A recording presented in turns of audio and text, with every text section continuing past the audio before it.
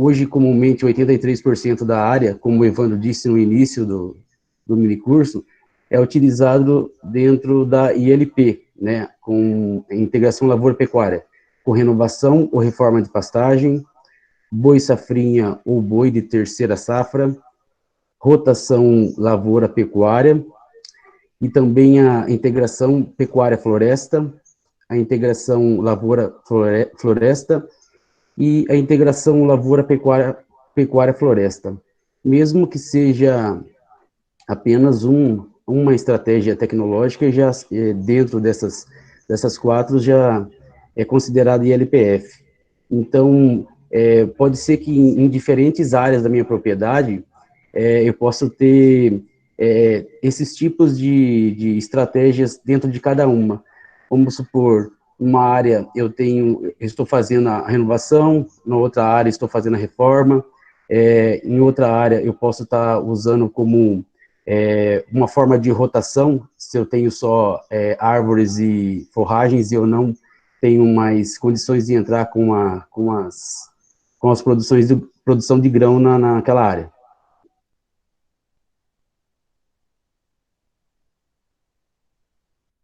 A qualidade, né? Acima de 14% da proteína bruta adequada ao ILP.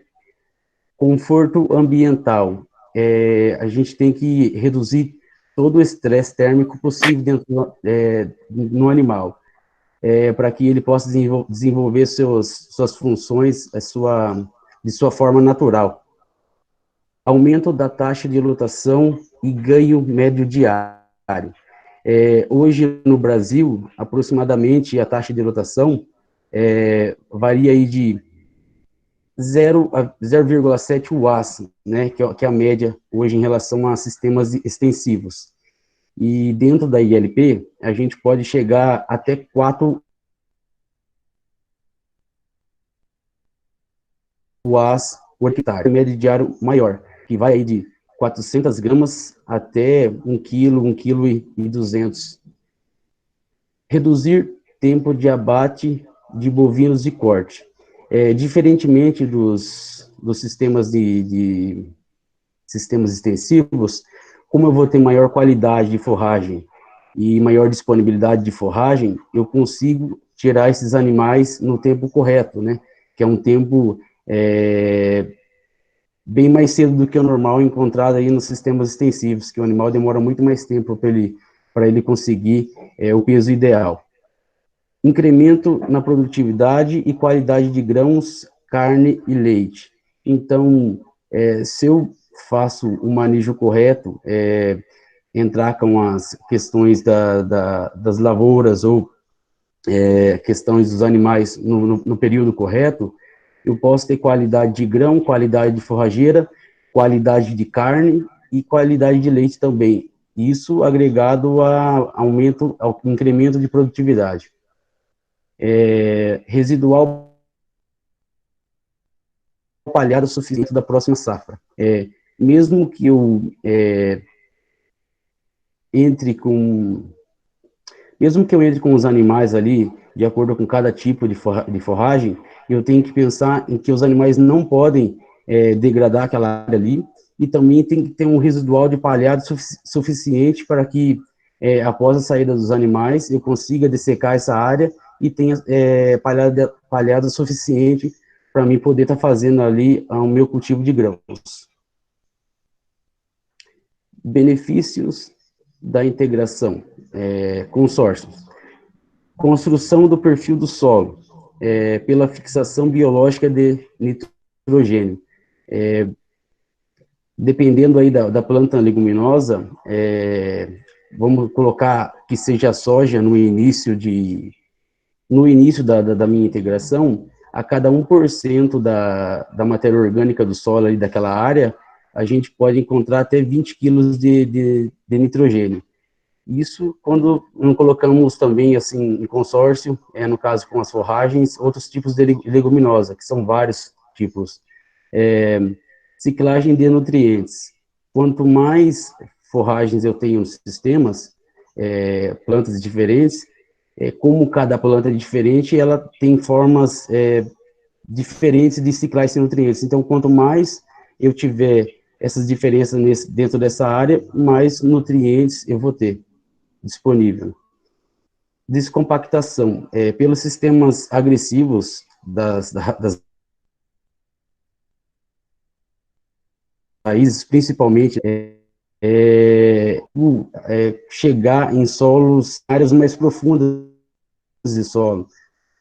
Com isso, eu consigo dar maior potencial de criar micro e macroporos nesse solo, né? Ao invés de eu simplesmente estar fazendo uma subsolagem, quando eu integro forrageiras nesse sistema, principalmente do gênero pânico, eu consigo estar desgando mais, agregando esse solo compactado. Então, se eu tenho mais raízes, eu tenho maior nitrogênio, e se eu tenho maior raízes, também eu vou ter maior exudados, né? Esse exudado, sim, aí, controle de doenças, também eles são que a planta seguinte que vai entrar naquele sistema consiga se beneficiar. Também, de forragem, cada tipo de cultura que vai entrar naquela área, ela deixa um residual de palhada, né? E esse residual de palhada vai ser o alimento para os micro-organismos macro que existe naquele sistema ali, ou que a nova residual de palhada vai conseguir criar naquela área. Controle de plantas daninhas e da erosão do solo. Então, se eu tenho uma boa quantidade de forragens no sistema, eu não vou ter solo exposto. Se eu não tenho solo exposto, eu não tem como uma planta daninha germinar. E se ela germinar, ela não vai conseguir se desenvolver, porque até ela precisa de sol nessas condições. Então, se o solo estiver coberto, eu vou ter menos impactos dessas plantas daninhas. Dentro desse sistema, as forragens conseguem diminuir até 90%, 95% da agressividade e também da, do potencial das plantas daninhas. E também, certo, se eu tenho maior raízes agregadas nesse sistema, eu vou conseguir infiltrar mais água, né? Então, quando eu consigo infiltrar mais água, eu diminuo esses impactos de erosão. Melhoria da microbiota do solo, aumento, eu já havia falado, cada família, quanto mais famílias diferentes de plantas tiver naquele sistema, mais tipos de exudados, mais tipos de nutrientes vão estar contidos naquela palhada, naquele residual de palhada.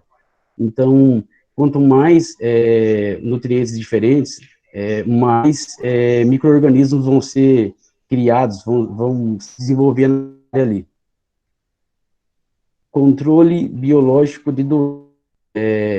Como eu estou criando um sistema natural ali, com maior quantidade de micro-organismos, então eu vou conseguir encontrar também inimigos naturais para que ajudem no combate às doenças das plantas que eu vou inserir naquele sistema.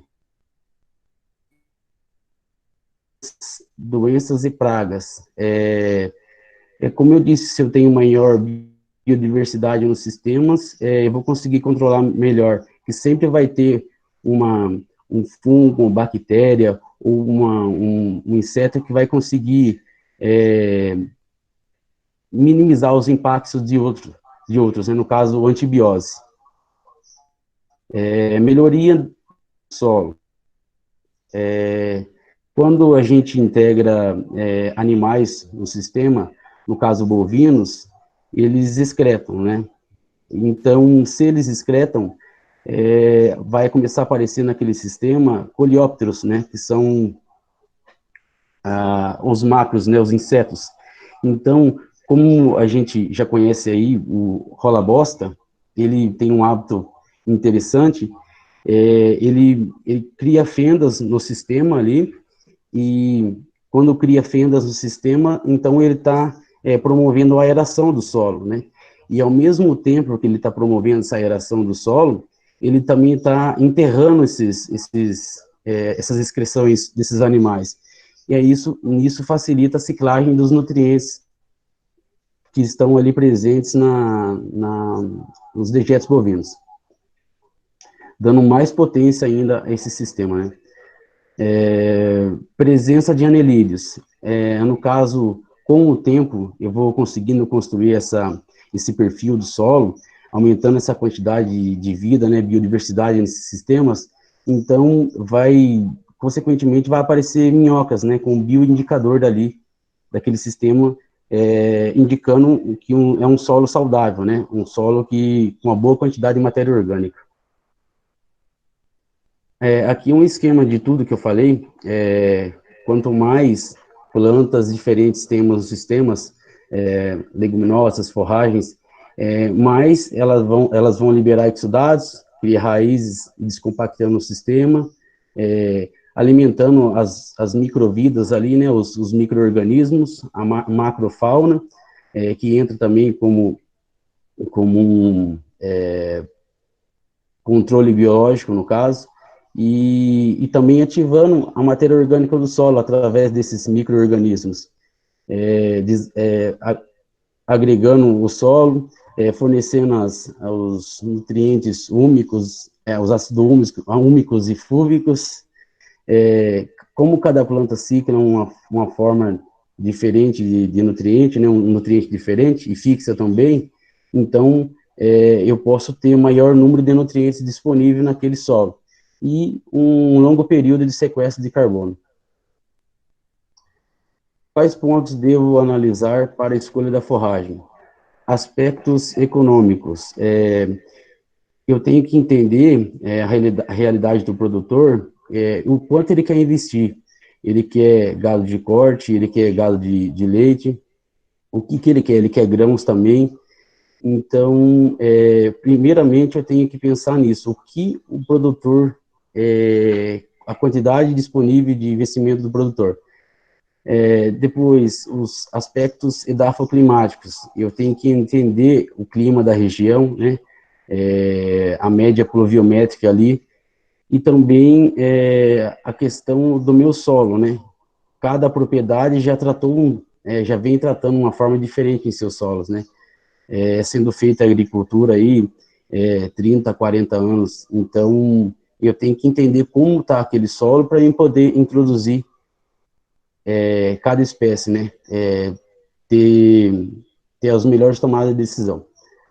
Aspectos operacionais, também eu tenho que entender qual é o nível tecnológico que aquele produtor tem, né, de maquinário disponível na propriedade.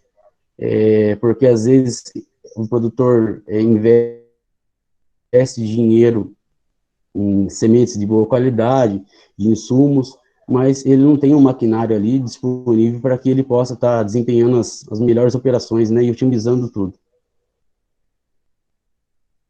Fatores essenciais para a formação da pastagem. Correções físicas. Através dessa ferramenta de medição, no caso da resistência à penetração no solo, posso entender um pouco como que está a compactação naquela área. Então, através daí, eu posso identificar qual área eu vou ter que estar entrando um subsolador, ou se é um escarificador, se é uma grade mais pesada, uma grade mais leve. Então, quanto mais dados eu tiver desse local, maior vai ser melhores serão as tomadas de decisões, né, que eu preciso otimizar tudo e reduzir esses custos. Então, quanto mais eu penso em analisar, mais resultados eu vou conseguir colher depois. Correções químicas. No caso, após você ter colhido as amostras de solo enviadas para o laboratório e recebido essas análises, aí você vai ver como está a situação química do solo. Aí, através dela, você faz os ajustes, adequados no caso, e aí você pode estar utilizando a calagem, né, a gessagem também, que é de grande importância, a fosfatagem, na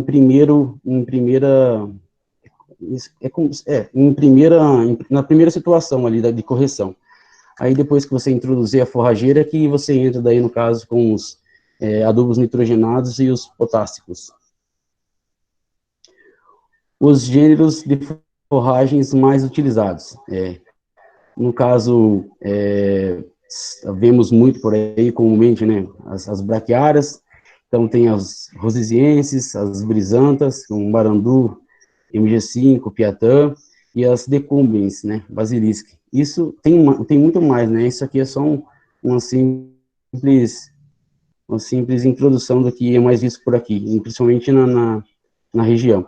Então, independente da forragem, eu tenho que, a média de entrada desses animais é de 50%, no máximo 70% da altura final, né, do desenvolvimento final dessa forragem. E eu tenho que estar entrando com os animais, porque eu não posso deixar criar talo, né, ou sementear essa forragem para depois estar entrando com o animal, porque a taxa de proteína bruta quanto menor quanto mais nova é a planta, a forragem no caso, mais proteína bruta ela vai ter em suas folhas, né. Então, a rosiziense chega aí de 6 a 12% de proteína bruta, elas exigem solos de média fertilidade, porém não aguenta muito pisoteio dos animais, né. A cultivar marandu também tem uma boa quantidade de proteína bruta, de 10%, exigente de solos de médio a alta fertilidade.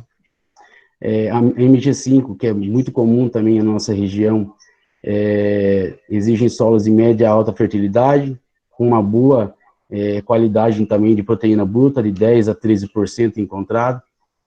A piatã também exige solos de média fertilidade, não só como para pastejo, mas também na questão de sistema de plantio direto, né? A piatã é uma braquiária bem agressiva, ela consegue desagregar esses solos compactados e também criar uma boa camada de forragem, mesmo que seja em pouco tempo, né?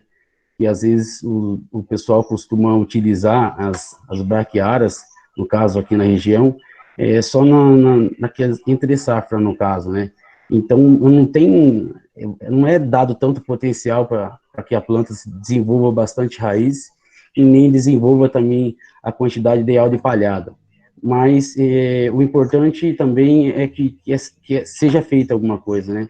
Porque a gente tem que, que optar, né, em trazer alguma melhoria, por pouca que seja, né? Braquiária decumbens, de 6 a 10% da proteína bruta, né? Não é tão exigente, né? Desenvolve em solos de baixa fertilidade, né? Então, como eu disse, até de 50 a 70% das entradas dos animais, e a saída, no caso, com 20% da altura da forragem, porque eu preciso que tenha no mínimo esse 20% para que essas forragens consigam fazer uma boa fotossíntese, né? E desenvolver logo ali novos perfilhos, novas folhas e cada vez mais se adaptar no ambiente que ela esteja ali. Os gêneros pânico, né? São gêneros de alto valor nutritivo, no caso, bastante usado para animais de leite, né? São tolerantes a cigarrinhas, são de baixa tolerância ao encharcamento e média tolerância à seca, né, no geral. Mas são ótimas forragens, né, muito agressivas, né, de alta qualidade também. Temos o capim maçai, de 8 a 12% de proteína bruta, né, exigente em solos de média a alta fertilidade, né, e no oeste baiano é muito utilizado esse capim-maçai para a questão do sistema de plantio direto. Ele consegue, alguns trabalhos mostraram que a forragem do capim-maçai consegue incrementar maior produtividade em cultivos de soja, né, no sistema de plantio direto, do que no caso da Braquiária rosisiensis, que é bem utilizado também. Ele tem maior agressividade em raiz, né, e também tem maior quantidade e qualidade de residual de palhada. Aí também temos a mombaça, no caso, que aqui na região se encontra em todo lugar, né, são bastante exigentes em solos de alta fertilidade, né, também possuem altos valores de proteína bruta, né, na matéria seca, de 12 a 16%. Temos também o BRS Zuri, de 11 a 15% de proteína bruta, e o Tanzânia de 12 a 16% de proteína bruta. Esses gêneros pânico, geralmente possuem como possuem maior agressividade, eles conseguem ter maior quantidade também, né? A disponibilidade de forragem no sistema, independente se seja para pastejo ou seja para sistema de plantio direto, tem sido aí uma ótima opção, que trouxe bastante resultados para os produtores. A questão da entrada dos animais nesses capins, né, do gênero pânico, seguindo o mesmo raciocínio de 50% a 70% ao máximo, né, 50% a 60% de altura, de desenvolvimento final dela, e com a saída desses animais na altura de 30% do desenvolvimento da planta. Quanto mais tiver ali onde fazer fotossíntese, no caso, que seja um pouco de folha, ainda que restar um pouco de talo, maior será, como disse, o perfilhamento, né? E como maior fotossíntese, também maior facilidade em resistência, né? Criar mais raiz, criar maior folhada num modo mais rápido. Principais consórcios na produção. Temos aí o sistema Gravataí, que é o feijão calpi, mais um tipo de braquiária. No caso, essa foi a Piatã, né? Geralmente, você usa de 20% a 50% de sementes quando vai implantar esse consórcio, com de valor cultural de braquiária de 500 a 800, né, para fazer essas semeaduras, esse consórcio, e também possui elevado teor de proteína bruta, boa palatabilidade e digestibilidade aos animais. Como eu disse no início, se o normal que vemos por aí no sistema extensivo de 0,5, 0,7, né, de UA por hectare, nesse sistema de consórcio, conseguimos colocar até 3 unidades de animal por hectare, um ganho médio de 600 a 700 gramas. Também, o feijão, por ser uma planta leguminosa, também, ao mesmo tempo que ela está beneficiando ali, o animal está beneficiando o solo também, fixando o nitrogênio do ar atmosférico. Nabo forrageiro com algum tipo de braquiária, no caso essa, a paiaguás. Então, nesse consórcio tem bom teor de proteína bruta, com 14, 15%, ótima palatabilidade e boa digestibilidade ao gado, ciclagem, no caso, pelo nabo, acima de 340 quilos de potássio por hectare, acima de 170 quilos de nitrogênio, acima de 20 quilos de fósforo e enxofre por hectare, e acima de 10 quilos, acima de 10 miligramas de cálcio acima de 10 miligramas de cálcio por hectare. Na questão da descompactação,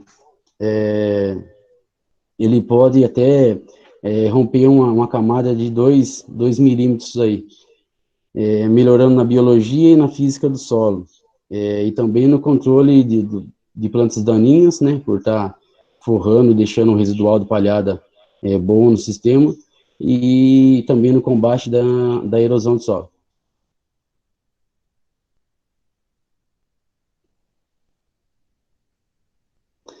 Braquiária BRS Piatã, ou pode ser qualquer outro tipo de braquiária também, né, tem que ver a que mais se adapta na questão da região, mas o guandu, no caso esse é o BRS mandarim. Esse consórcio possui bom teor de proteína bruta, no caso 15 a 20% na matéria seca, boa palatabilidade, a boa palatabilidade apenas na fase reprodutiva, e boa digestibilidade também. Por ser uma leguminosa, também fixa nitrogênio, né, pela fixação biológica de nitrogênio, cicla nutrientes, ajuda na descompactação consequentemente, melhorias na biologia e física do solo.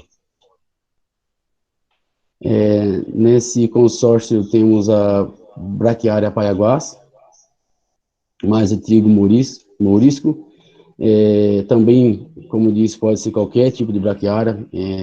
O importante é pensar em fazer um consórcio, né? No caso, quando você está querendo corrigir o sistema ali mais rápido, também incrementar valores de proteína bruta para o animal, né? Após os anos agrícolas, no caso, terceiro ano de milho e quarto ano de soja. Numa semeadora de 10 sementes por metro linear, né, 7 quilos por hectare, e o peso de 1.000 sementes, 34 gramas. Má hospedeira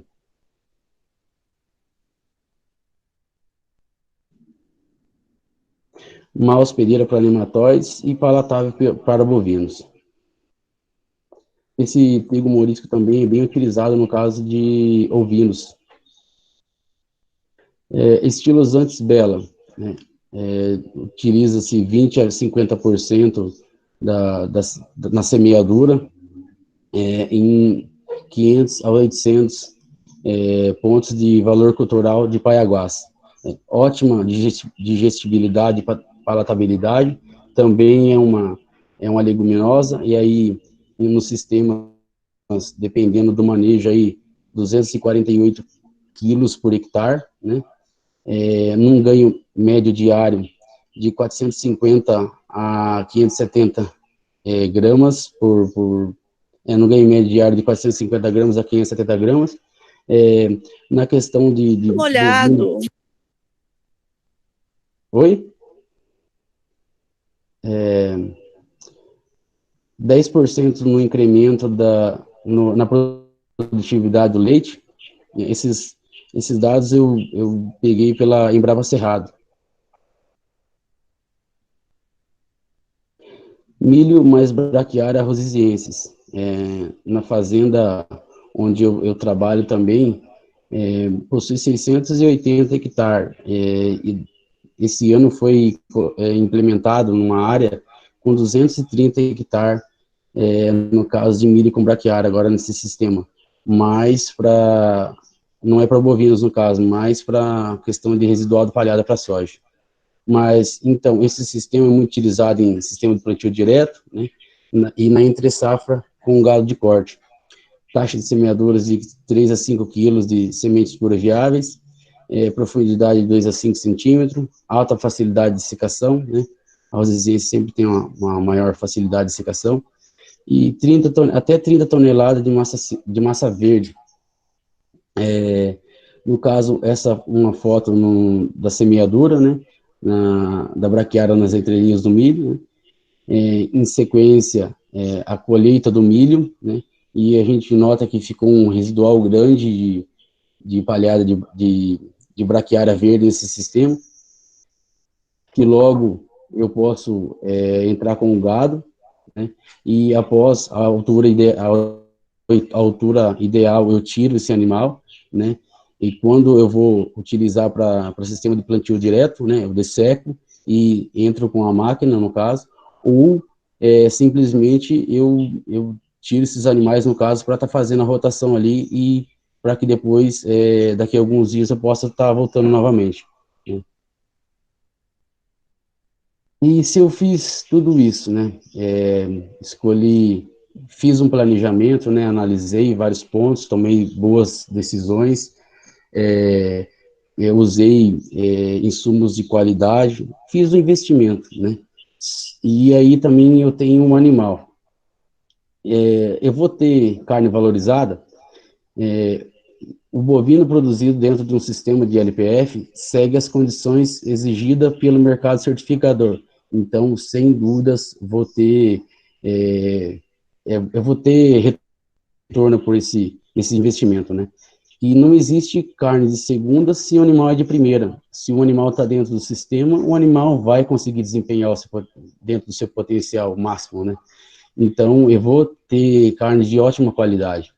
Aí também tem algumas premiações pela Marfrig em relação ao Nelore natural, né, considerando acabamento de gordura e idade também, né, e vai também de macho e fêmea, mas a média de valores agregados por arroba vai de aí de R$ 2 a R$ 5, né, no caso do Nelore.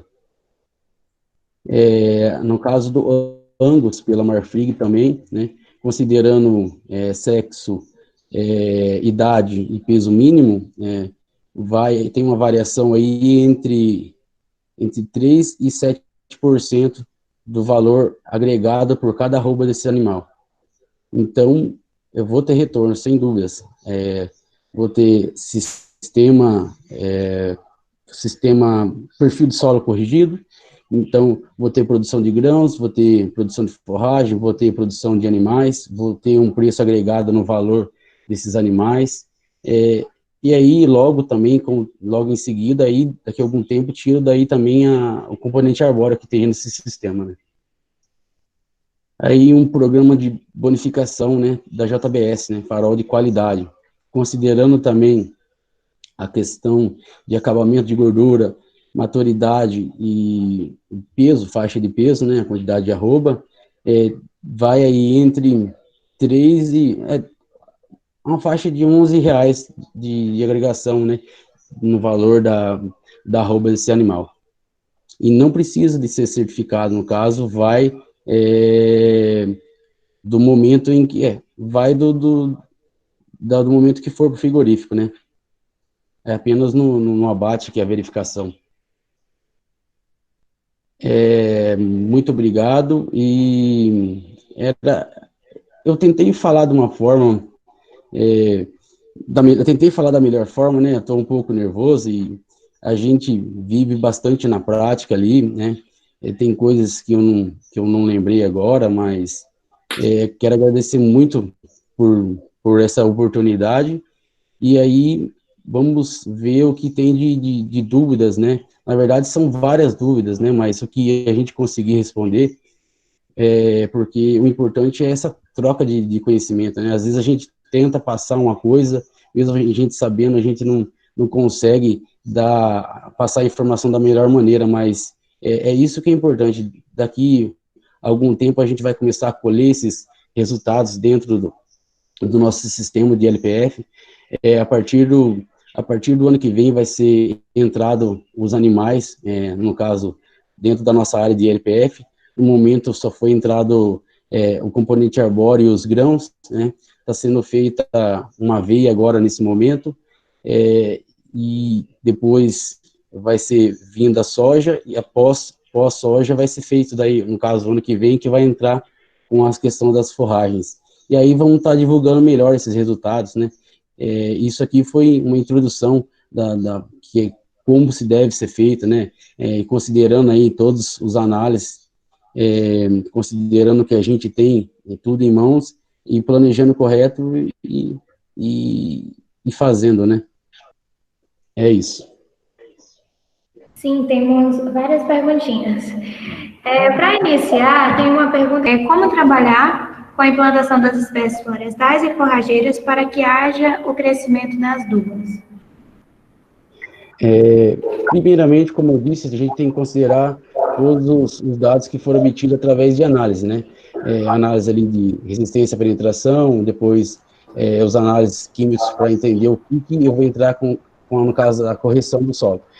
Pós feita todas essas correções, também se for solos declinados, né, considerando 1% de declividade, eu já tenho que entrar com alguma barreira física, no caso, antes de eu introduzir o componente arbóreo e também as forragens.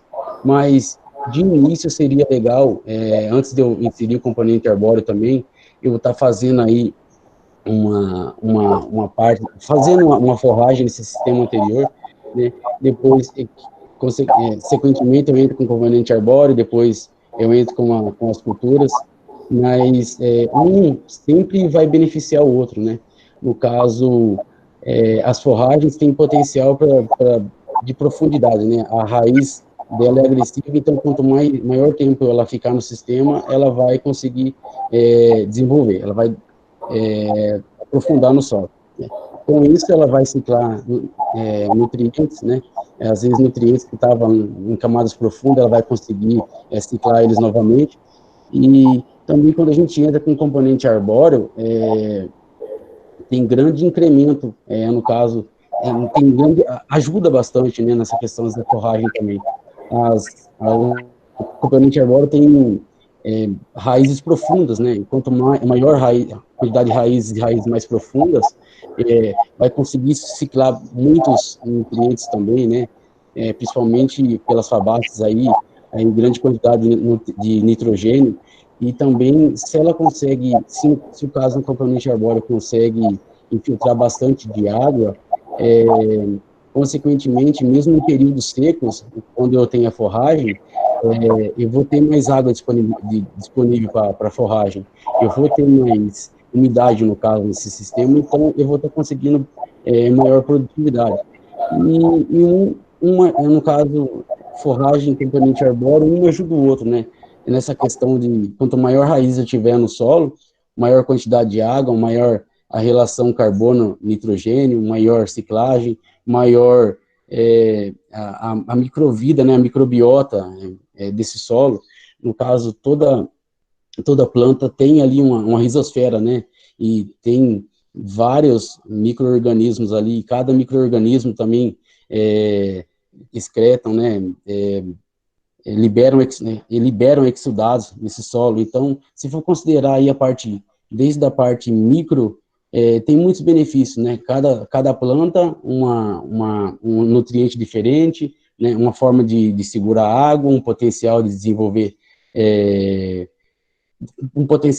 maior enraizamento, e eu acho que o importante mesmo dessa integração entre, de início, no caso de forragens com componente arbóreo, vai ser a infiltração de água, no caso, né? Também vou estar corrigindo a questão de erosão, de erosão. E aí, por aí vai, né? São várias coisas para ser considerado. Correto. O que seria a taxa de lotação? Taxa de lotação. No seu slide. Cada unidade animal, no caso, uma UA, vamos dizer assim, são 450 quilos, né?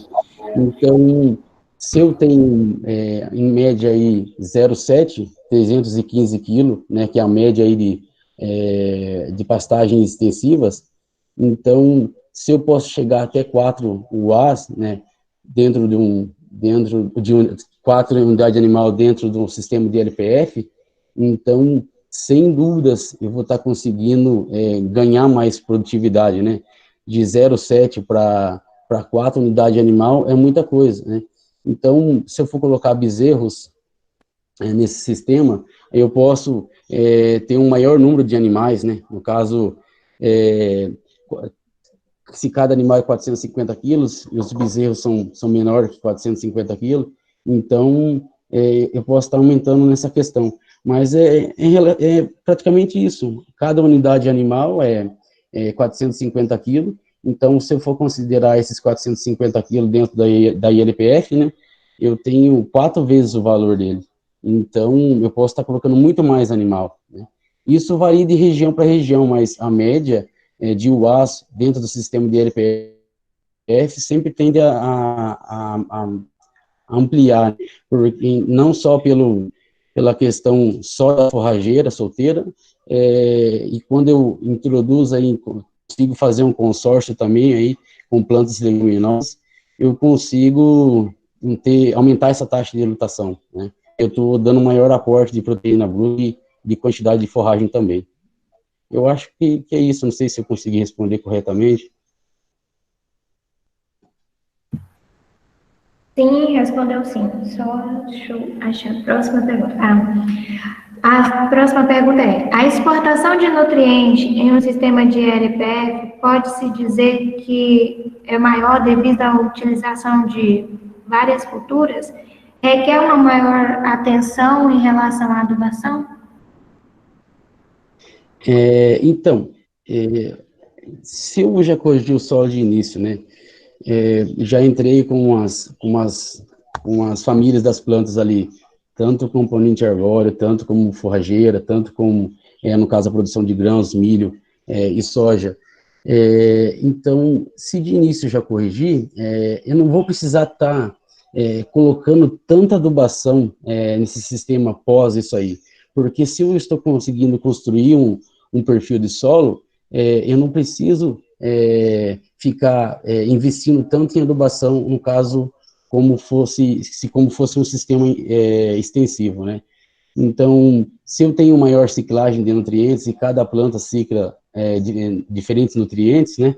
E umas fixam esses nutrientes, então, quanto mais tempo eu passar ali, quanto mais perfil de solo eu conseguir construir, menor vai ser a utilização de insumos, então vou estar diminuindo o custo com insumos também, né?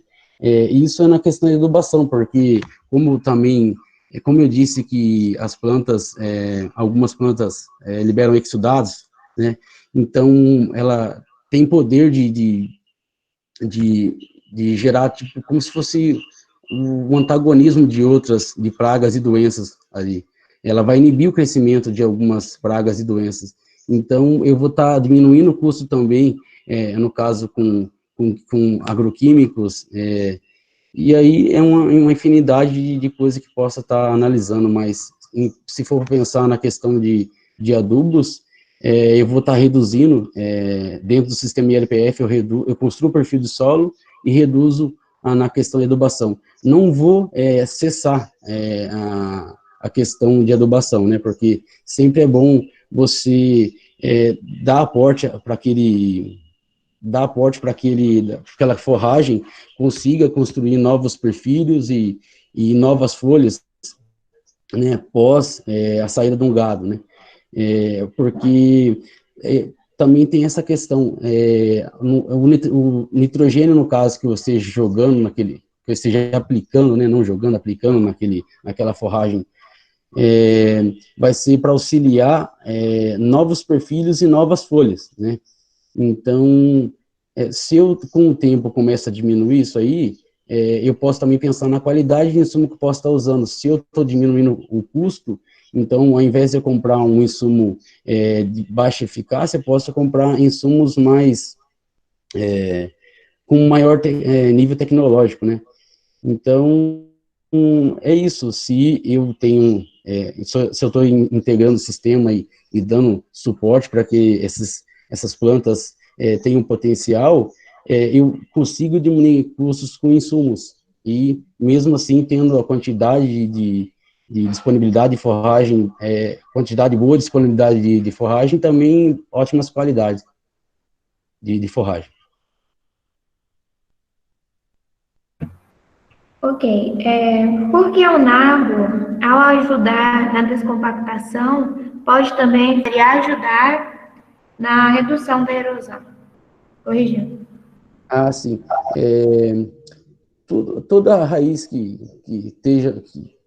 ela consiga ali estar naquele sistema, ela vai beneficiar no controle da erosão, né? Se eu tenho raiz, né, e raízes, mesmo não sendo tão agressivas, eu vou conseguir infiltrar água, né? E quando eu consigo infiltrar água, né, no caso, as plantas, o componente arbóreo aí até abastecer o lençol freático. Então, se eu conseguir diminuir esse escoamento superficial dessas águas, né, que chegam aí a 70% até mais, né, de escoamento, dependendo da área, se eu tenho raiz no sistema, ela vai conseguir segurar esse solo, agregar esse solo para que não, nas chuvas não ocorra, né, esse escoamento dele, essa perca dele. Mas é como eu disse, se já está corrigido essa questão de física do solo desde o início, quanto maior número de raízes e plantas diferentes tiver dentro daquele sistema, é só benefício, né? Cada uma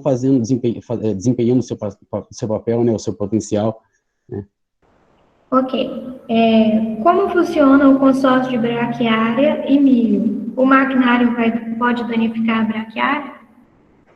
Ah, sim. Se ela já tiver desenvolvida na área, sem dúvidas, né, vai danificar, assim, vai diminuir um pouco o potencial dela, mas como não vai ser em área total que você vai estar transitando ali, então não é tanto significante no caso, quando você vai utilizar depois para sistema de plantio direto, né? Você vai só passar com o maquinário onde é o local certo mesmo ali, mas ela, assim, onde o maquinário passa, ele, consequentemente, ele vai compactando um pouco, né? Só que também tem que lembrar que ela tem um grande potencial de desenvolver raízes, né? E se ela tem potencial de desenvolver raízes, no caso, raiz agressiva, ela vai conseguir ajudar na descompactação desse solo, mesmo que esteja um maquinário sobre ela, né? Ok. A quantidade de semente braquiária e de nabo no consórcio. Independente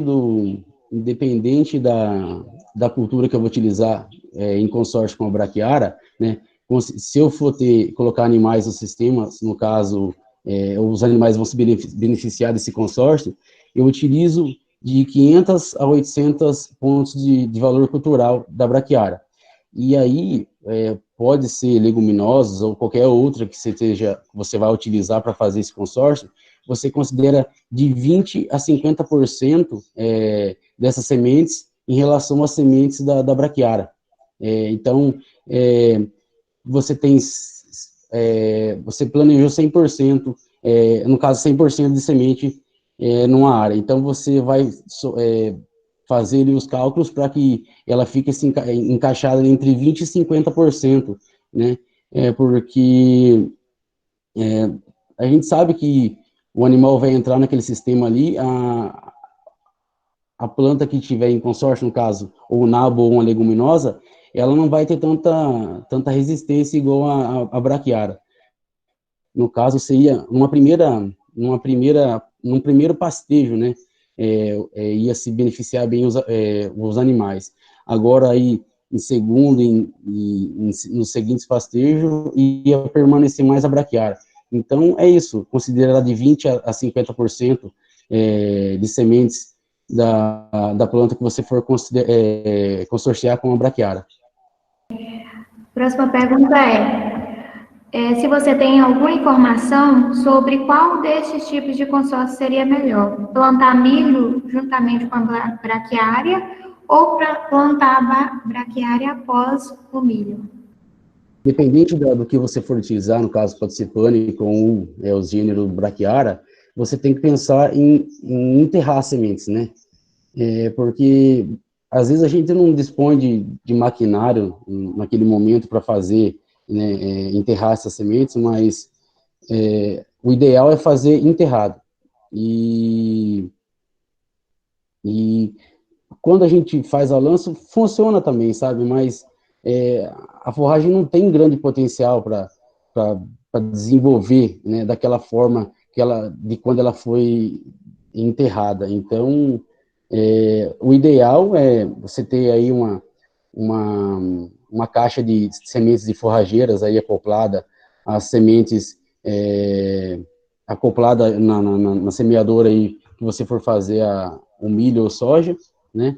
E tá enterrando essas sementes em linha, no caso, tanto no meio, tanto ao lado, né? Ou junto com a adubação mais enterrados. A lanço você pode fazer também, mas, que nem eu disse, o potencial dessas sementes, a lanço, é outro, né? Então, a gente tem que pensar, se for para mim fazer já que eu estou optando em fazer um sistema, então eu tenho que tentar fazer da melhor forma possível, né? E também tem, como eu disse, pode fazer a lanço também, alguns trabalhos lá mostram que você pode até misturar, né, as sementes para fazer a lanço, né, no caso, em cobertura, mas o ideal seria fazer em linha mesmo, né, simultaneamente com a cultura que você for consorciar, né. Há alguma raça de bovino indicada para o sistema de LPF? Se eu estou investindo nesse planejamento, né, se eu estou tentando fazer ele do melhor momento, da melhor forma possível, né, se eu estou disponhando de tempo, de investindo dinheiro nisso aí, então eu tenho que também pensar, eu vou ainda insistir nos pé duros, né, dentro dessa área, seria ideal você investir aí num material genético melhor, né, no caso, ou Nelore mesmo, ou cruzado, no caso com Angus, né, se eu já sei que vai ter um bom retorno, no caso, porque eu vou ter grande quantidade de forragem. Então, eu tenho que pensar em colocar um animal melhor, né, eu tenho que pensar na genética do animal, porque, às vezes, não adianta nada eu fazer tudo certinho, aí colocar um animal também lá que não é de potencial, ele não vai desenvolver, e nem ter o valor, né, que você espera, né, então eu tenho que pensar nisso também, não só na minha produção, mas como pensar também em materiais de genética, né, no caso, tecnologias boas dentro desse sistema. E eu tenho que, sim, pensar em bom material genético para impor no sistema. Isso se eu quiser, né, isso se eu quiser ter melhor resultado. Eu penso assim, se você já está fazendo tudo para ter bons resultados, né, compensa você pensar em investir melhor na genética dos bovinos que você vai estar introduzindo ali na área. Se eu tenho uma área muito prejudicada pela erosão e quero implantar o sistema de LPF nesse local, qual espécie mais adequada para iniciar essa recuperação? Creio que seja a espécie de forragem, né? Então, após feitas as correções, né, adequada com cada tipo de solo também, que eu tenho que considerar os tipos de solo, seria ideal colocar as de gênero pânico, né, eles possuem maior agressividade, tem raízes mais agressivas, né, possuem maior quantidade de palhada, então eu vou estar protegendo o solo em cima, né, e vou também estar fazendo cada vez mais raiz. A cada 1 metro de profundidade que uma planta consiga desenvolver, ela ativa outro potencial para conseguir mais rápido 1 metro de profundidade. E assim, as forragens aí, no caso, pode chegar até 4 ou 5 metros de profundidade. Então, uma forragem que para você ir em área de grande potencial as de gênero pânico. Qual é o tipo de conforto que o LPF traz ao gado?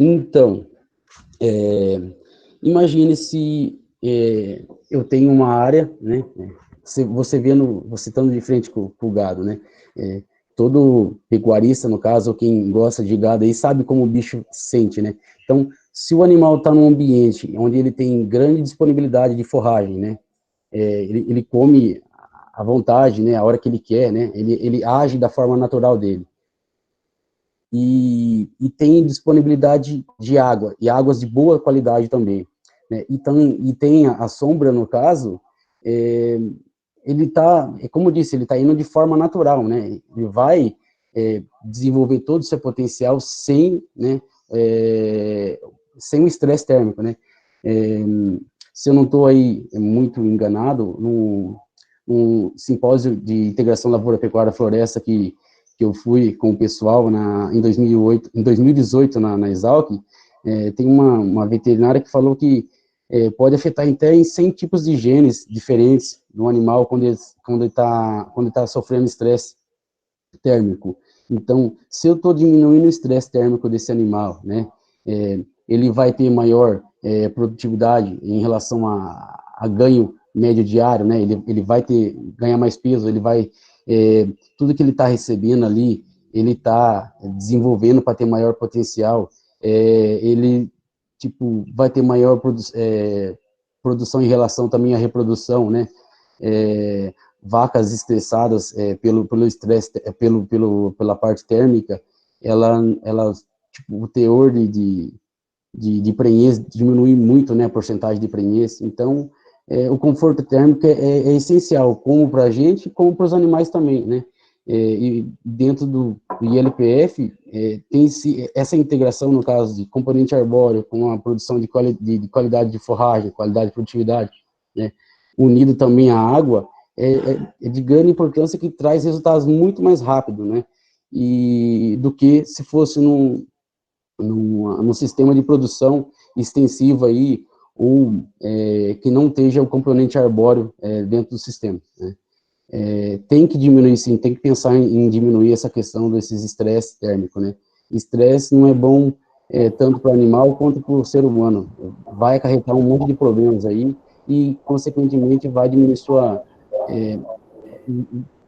a lucratividade que você esperava ter, né? A última pergunta é, o sombreamento do eucalipto, eu acho que qualquer espécie florestal é que dizer, não atrapalha no desenvolvimento das leguminosas? Alguns estudos mostraram que, no caso das plantas de C4, né, as forragens, até o terceiro ano, ela diminui, né? A soja, ela sente, né? Ela sente também que ela precisa de luminosidade, só que ela tem uma tolerância maior ao sombreamento, né? Em relação, né, em relação ao milho, por exemplo, né? Que precisa de sol intenso, né? Luminosidade intensa. E também eu não sei dizer qual variedade, né, específica, mas tem aí variedades no mercado que são mais resistentes, né, em vários pontos, né. Então, se você for pensar em ter uma boa escolha também da variedade de soja, se não tiver também a questão de sombreamento total ou mais de 50% de sombreamento, ainda posso estar pensando em colocar a soja, mas lembrando que o ideal seria entrar com produção de grãos até o quarto ano, né? Depois disso começa começa a decair na questão de produção. Então, mas se eu penso em utilizar, né, aí eu teria que avaliar a questão das cultivares que tem na região, que são mais adaptadas a essas situações aí. Mas elas diminuem sim, né? O sombreamento diminui assim na questão de produção de grãos quando tem maior sombreamento. Por isso que a ideia de usar o cultivo, né, usar plantas agrícolas no início e depois integrar a forrageira aí apenas para bovinos.